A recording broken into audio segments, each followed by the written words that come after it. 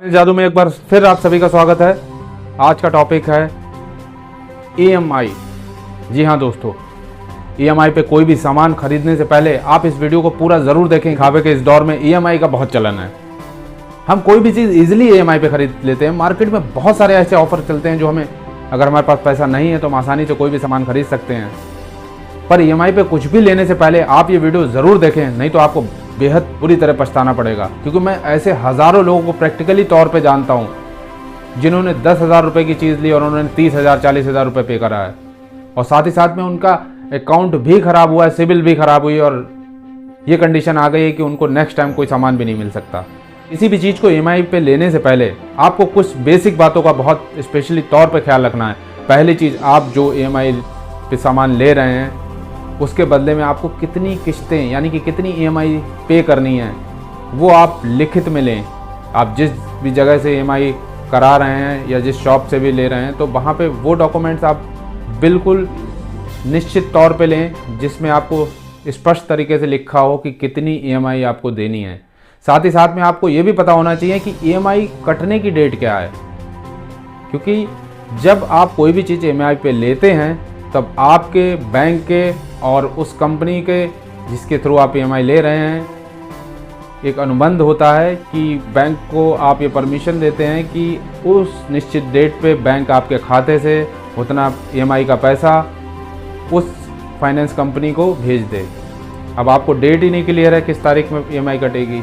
आपने क्या किया, अकाउंट में पैसा डाला और 2 दिन बाद डाला या 1 घंटे बाद डाला, तब तक कंपनी ने बैंक से डिमांड की पैसे की, आपकी ईएमआई की, पर आपके अकाउंट में पैसा नहीं था। ऐसी कंडीशन में आपका जो है नेच वो बाउंस हो गया, और बाउंसिंग का चार्ज आपको डबल पेनल्टी पड़ी। एक तो पेनल्टी जो बैंक लेगी नेच बाउंस होने के लिए, साथ ही साथ में एक पेनल्टी फाइनेंस कंपनी भी लेगी।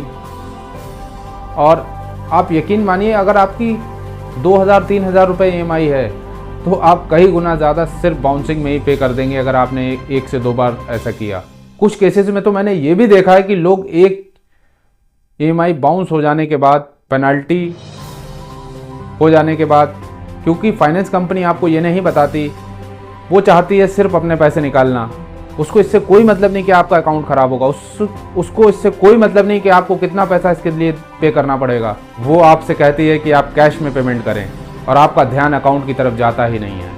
आप जब 2-3 ईएमआई कैश में दे देते हैं तब आपको पता चलता है, किसी दिन आप अपना अकाउंट चेक करते हैं तो आपको पता चलता है कि अकाउंट में 5,000-7,000 रुपये माइनस में हो गया अकाउंट, क्योंकि वो ईएमआई तो हर महीने कंपनी बैंक से मांग रही है और आपके अकाउंट में पैसा नहीं है। हर महीने आप पे पेनल्टी लगती जा रही है और आप सारी ईएमआई कैश में दे रहे हैं। जब तक आपका सारी ईएमआई ख़त्म होंगी तब तक पता लगेगा कि आपने 20,000 रुपये अकाउंट माइनस में हो चुका है आपका। साथ ही साथ में आपने कई गुना ज़्यादा पेमेंट भी फाइनेंस कंपनी को दिया है, क्योंकि पहले वो आपको नहीं बताते। आपको उस चीज़ को समझना पड़ेगा। कोई भी फाइनेंस कंपनी आपको पहले नहीं बताएगी। मैंने कई केसेस में ऐसा देखा है। बहुत सारे लोग मेरे पास ईएमआई जमा कराने आते हैं तो मैंने देखा जब उनका मैं लोन अकाउंट नंबर डालता हूँ वहाँ पे लिख के आता है कि आपके ऊपर ओवर ड्यू है 20,000, और कंपनी कह रही है आप सिर्फ 5,000 रुपये जमा कर दीजिए इस महीने, बाकी का आगे देख लेंगे। अब कस्टमर को पता ही नहीं है कि उसके ऊपर 20,000 ओवर ड्यू है। वो सोचता है कि यार 5,000 तो देना है, क्योंकि मेरी तो इतनी ईएमआई लगभग बन रही थी। वो एक ईएमआई करके निकलवाते हैं, और जब लास्ट में आता है, जब आपको पता चलता है कि अभी 2 ईएमआई और बाकी हैं, आपको लगता है कि ईएमआई तो ख़त्म हो गई, पर पता लगता है कि आपके ऊपर अभी 10,000 5,000 और ओवर ड्यू है।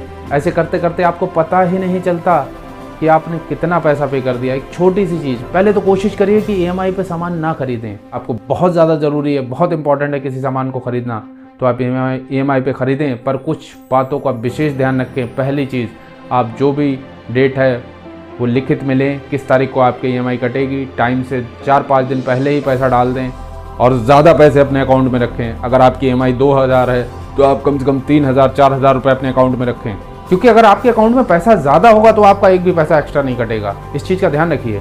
बहुत सारे लोगों को एक गलत फहमी होती है कि अगर अकाउंट में ज़्यादा पैसे हैं तो ज़्यादा पैसे कट सकते हैं। जी नहीं, आपने जितनी भी ईएमआई निश्चित की है उतना ही अमाउंट आपके अकाउंट से कटेगा, आपको उसकी बिल्कुल भी चिंता करने की ज़रूरत। लेकिन अगर आपके अकाउंट में एक पैसा भी कम हुआ, 1 रुपया भी कम हुआ, आपको कई गुना ज़्यादा पेनल्टी देनी पड़ेगी। मेरे खुद के कई सारे अकाउंट्स जो मेरे पास खुले हुए हैं, लगभग मेरे पास इस समय 8 से 9 हज़ार अकाउंट हैं, उनमें मैं यकीन के साथ कह सकता हूँ कम से कम 150-200 अकाउंट ऐसे हैं जो इसी वजह से ख़राब हुए हैं। और सिर्फ मेरे पास के ही नहीं, हर जगह ये चीज़ बहुत तेज़ी से बढ़ रही है। बहुत सारे लोग इस जाल में फंस रहे हैं, इस ट्रैप में फंस रहे हैं। मेरे इस वीडियो बनाने का मकसद सिर्फ ऐसे लोगों को जागरूकता फैलाने का था कि जो लोग EMI के चक्कर में पड़ रहे हैं वो थोड़ा सा ध्यान रखें, क्योंकि इससे कई आपके लॉसेज हैं। सिविल भी ख़राब होती है आपकी, आपको कई गुना ज़्यादा पैसा भी देना पड़ता है आपके ऊपर। जब आपका पैसा जाता है तो मुझे बहुत तकलीफ़ होती है। आती उस चीज़ का ध्यान रखें अगली बार जब भी EMI पे लेंगे, और ये वीडियो और लोगों के साथ भी शेयर करें ताकि और लोगों की मदद हो पाए, क्योंकि ज़्यादातर लोग इस समय EMI पे सामान ले रहे हैं। वीडियो कैसा लगा हमें कमेंट बॉक्स में आके ज़रूर बताएं, क्योंकि आपके कमेंट्स हमें हौसला देते हैं आगे बढ़ने का। आज के लिए इतना ही, बहुत जल्द मिलेंगे अपने नेक्स्ट वीडियो में। तब तक के लिए गुड बाय, नमस्कार।